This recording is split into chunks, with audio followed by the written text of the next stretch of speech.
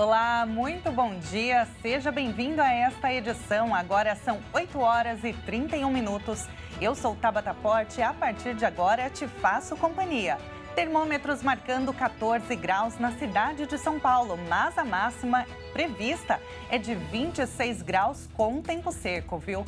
O dia está só começando e é hora de ficar bem atualizado com as principais notícias do Brasil e do mundo desta sexta-feira, 7 de junho.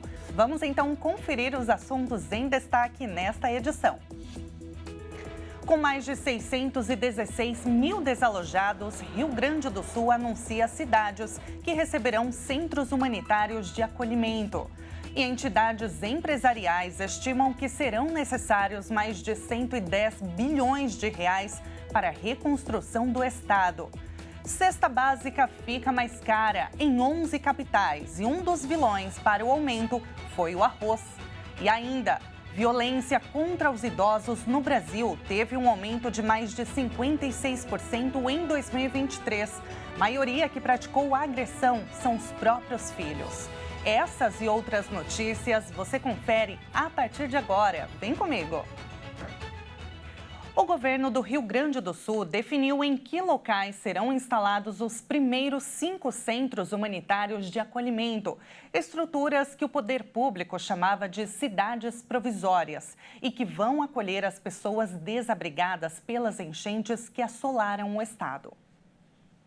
Os centros humanitários de acolhimento, como serão chamadas as cidades a partir de agora, terão capacidade para 3.700 mil pessoas cada, totalizando 18.500 vagas.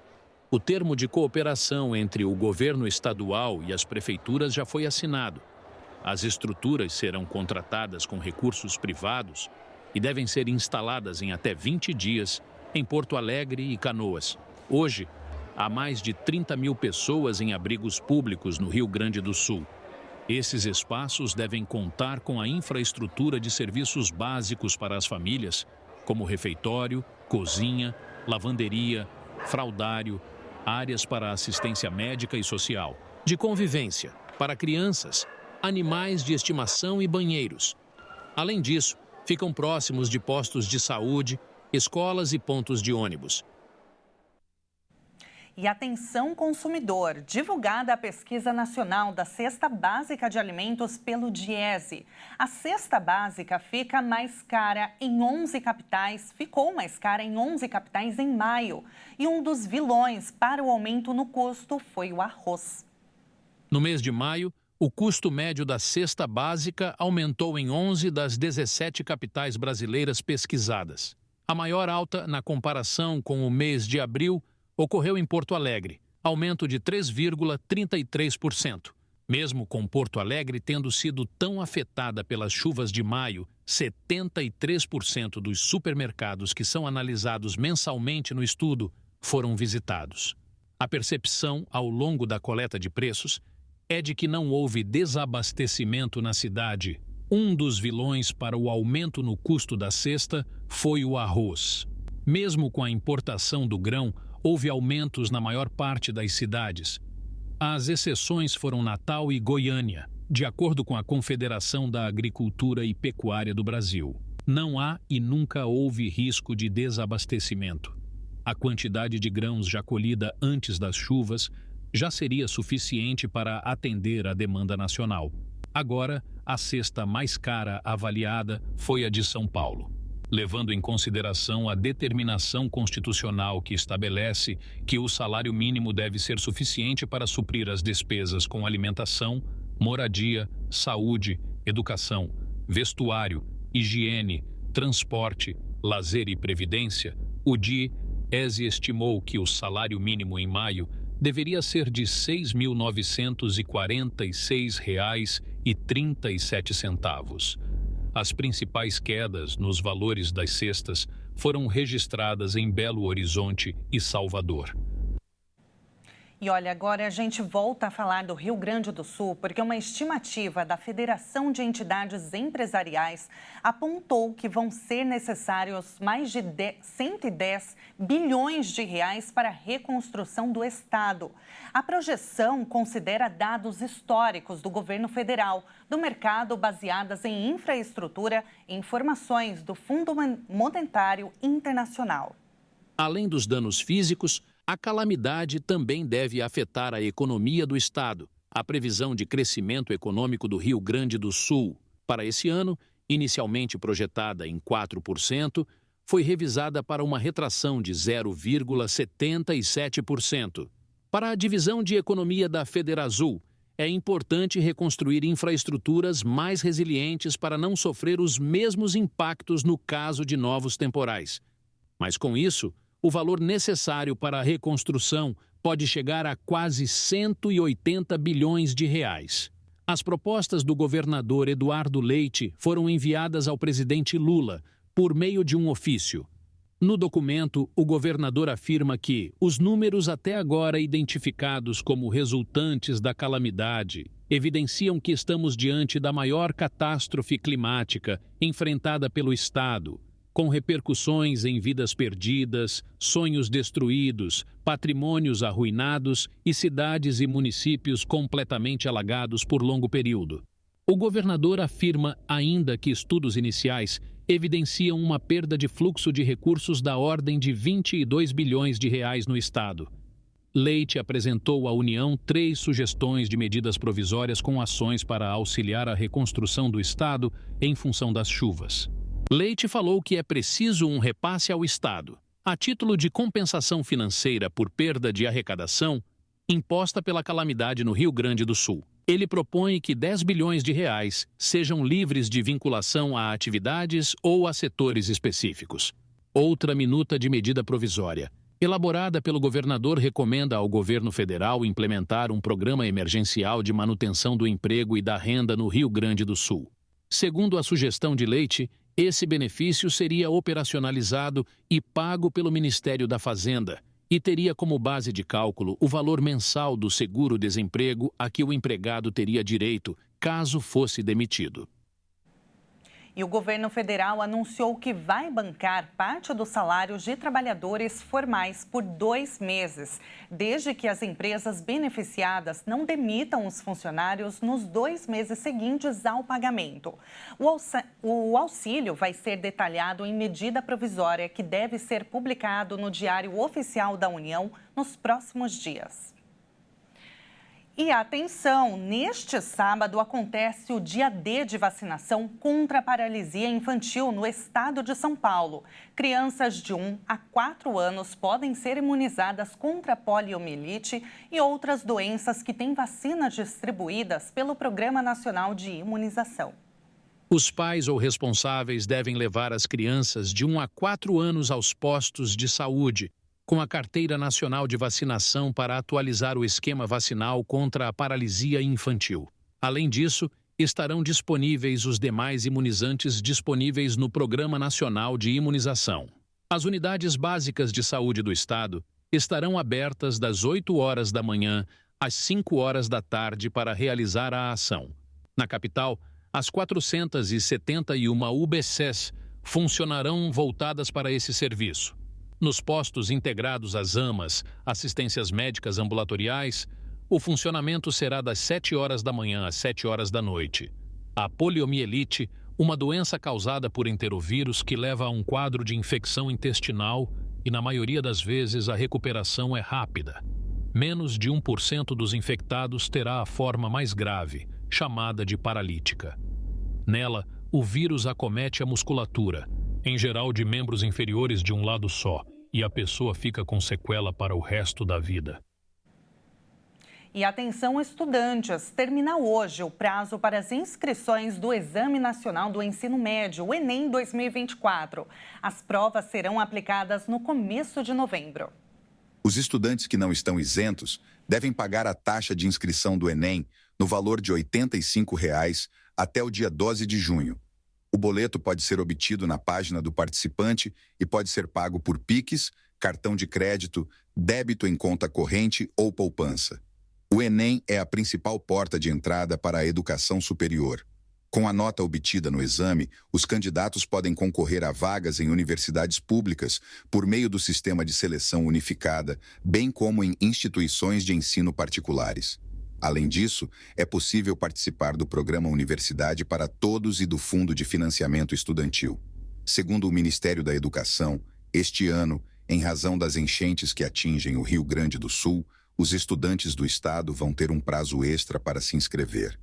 Além do novo calendário, esse público também terá a isenção da taxa de inscrição garantida. Os estudantes do terceiro ano que participam do programa Pé de Meia e que comparecerem aos 2 dias de prova do exame vão ganhar R$ 200 extra. O dinheiro será depositado na conta poupança, onde o aluno recebe os demais valores do programa.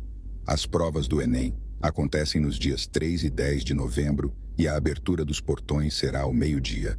A divulgação do gabarito está prevista para 20 de novembro.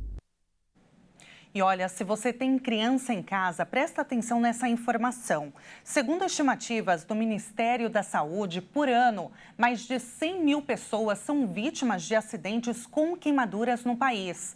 Só que mais da metade das vítimas são crianças. E a maior parte desses acidentes acontecem em ambientes domésticos. Segundo estimativas do Ministério da Saúde, por ano, mais de 100 mil pessoas são vítimas de acidentes envolvendo queimaduras no país. E as crianças são cerca de 40% das vítimas dos acidentes que ocorrem em ambientes domésticos, seja por contato com líquidos quentes ou inflamáveis, ou através de choques elétricos. No caso de Maria Helena, o acidente não aconteceu em casa, mas em uma festa de casamento. Ela teve queimadura de 3º grau depois do vestido pegar fogo ao passar ao lado de um rechô de buffet. Eu estou lá aguardando a minha vez de servir, daqui a pouco eu vejo uma criança gritar, né, pedindo socorro. De repente, a moça que estava do lado da mesa, assim, que eu imagino que trabalhasse no espaço, abanou o fogo. O fogo estava na barriga da criança e subiu de uma vez, né? Nisso um senhor correu e abafou, tirou o blazer dele e abafou o fogo e apagou. Isso durou uns 10 segundos, mais ou menos, eu imagino. Nos casos como o de Maria Helena, o Major Edenilson, do 2º Grupamento de Bombeiros Militar de Dourados, orienta sobre os procedimentos que devem ser adotados, assim como em outras situações que envolvam acidentes com fogo. Nesses casos, o que nós temos que fazer é abafar o local onde está queimando. Se a roupa está queimando, através de um outro pano seco ou úmido, eu envolvo essa vítima para poder abafar o fogo. Esse é o procedimento correto. E se, porventura, na queimadura, essa roupa ficou colada no corpo, não retire. Umedece o local e encaminha para o centro cirúrgico, para o hospital, para atendimento médico. E veja a seguir, violência contra idosos no país tem aumento de quase 50 mil casos em 2023. E ainda, desabamento de uma ponte no norte da Bolívia deixa mortos e feridos. Daqui a pouco, não saia daí.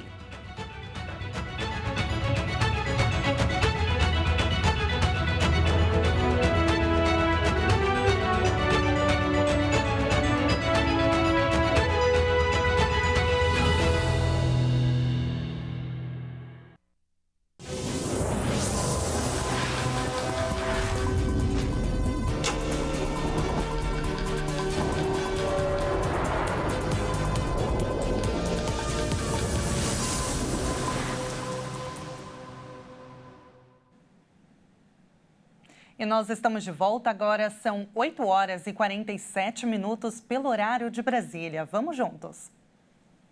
A violência contra os idosos no Brasil teve um aumento de mais de 56% em 2023.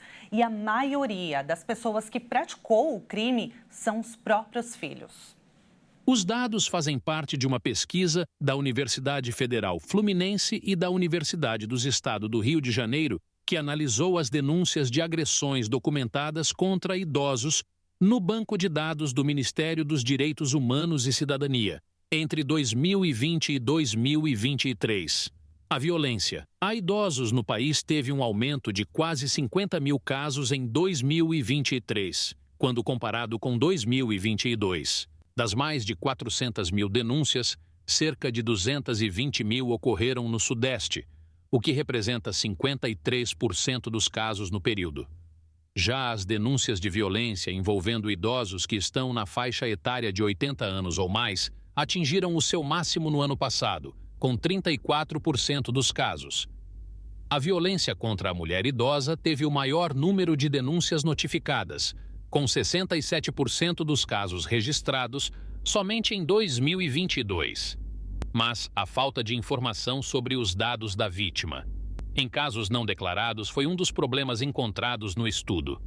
O maior número deles foi em 2023, quando chegou a 73% dos registros. E o Ministério Público do Mato Grosso do Sul lançou a campanha Você Merece um Amor Leve. O objetivo é combater a violência contra a mulher e o feminicídio. Vamos acompanhar. Mais de 10 mil mulheres tiveram a vida interrompida pelo feminicídio desde que a lei que qualifica os assassinatos pela razão de gênero foi criada há 9 anos. As informações foram retiradas de ocorrências registradas em delegacias de polícia civil de todos os estados brasileiros e também do Distrito Federal. Mas nem todos os assassinatos cometidos contra as mulheres são considerados crimes de feminicídio. É o que afirma este promotor de justiça, que há 14 anos atua na promotoria de violência doméstica e familiar cometida contra a mulher. Segundo ele, para se enquadrar em feminicídio, é necessário que o autor tenha cometido o ato em razão de violência doméstica ou familiar e menosprezo ou discriminação à condição de mulher. O fato de matar alguém pelo fato de ser mulher caracteriza essa qualificadora do feminicídio, cuja pena vai aumentar por ser mulher, vai aumentar se ela for morta grávida, se ela for morta logo após ter o filho e se ela for assassinada na presença de crianças menores ou de pais ou de algum familiar. O Brasil é o 5º país no mundo em registros de feminicídio. Mesma colocação está o Mato Grosso do Sul. Dados da OMS, Organização Mundial da Saúde, apontam que 5 a cada 100 mil mulheres são vítimas de feminicídio. Por isso, a informação é extremamente importante e a campanha de incentivo à denúncia a esse tipo de crime é apenas uma de várias outras ações. Para isso, o Ministério Público de Mato Grosso do Sul promove durante todo o mês a campanha Você Merece um Amor Leve. É importante prevenir que casos de violência se tornem ainda mais graves ou até mesmo que levem à morte de mulheres. Por isso, a denúncia é a alternativa mais eficaz. E nestes casos, não é apenas a vítima que pode denunciar. O promotor lembra ainda que são vários os canais que podem ser usados para isso. E em todos, não é preciso se identificar. O sigilo é mantido. É possível intervir ali, é possível entrar nesse processo de agressão e tentar ajudar essa vítima. E ajudar como? Esclarecendo para ela que ela tem um local para ser ajudada, mostrando para ela que a lei ampara e mostrando para ela que é muito difícil sair desse relacionamento. É muito difícil sair de um relacionamento abusivo, é muito difícil você denunciar o seu próprio marido, o seu próprio namorado, mas esse tipo de campanha que a gente faz é justamente para dar esse alento para essa mulher, para dizer, você não está sozinha, nós estamos com você e você merece um amor leve. O desabamento de uma ponte no norte da Bolívia deixou 5 mortos e 3 desaparecidos. A estrutura era a única ligação entre Santa Ana de Iacuma e Trindade, capital do departamento de Beni. Autoridades locais relataram que crianças estão entre as vítimas, mas não especificaram se todos os atingidos pertencem à mesma família indígena, que no momento do desabamento estava descansando sob a ponte. 5 corpos já foram resgatados e estamos aguardando os outros 3. O caso foi registrado em Santa Ana de Iacuma, comunidade indígena de cerca de 18.500 habitantes e localizada a 400 quilômetros de La Paz, quando um caminhão de alta tonelagem causou a queda da estrutura. Eles já localizaram os corpos. Agora estamos esperando uma esmerilhadeira, um motor leve para poder quebrar o concreto e também a retroescavadeira chegar. A ponte entrou em operação em 2011 e custou aproximadamente $1.400.000. A estrutura era a única ligação entre Santa Ana de Iacuma e Trinidad, capital do departamento de Beni. E antes de encerrar, vamos conhecer um destino de viagem. Hoje vamos para a Europa Central, para um país relativamente novo. Vamos conhecer um pouquinho sobre a República Tcheca. Um dos países mais populosos de toda a Europa, com cerca de 11 milhões de habitantes. A República Tcheca foi parte da Tchecoslováquia até a separação que ocorreu em 1993.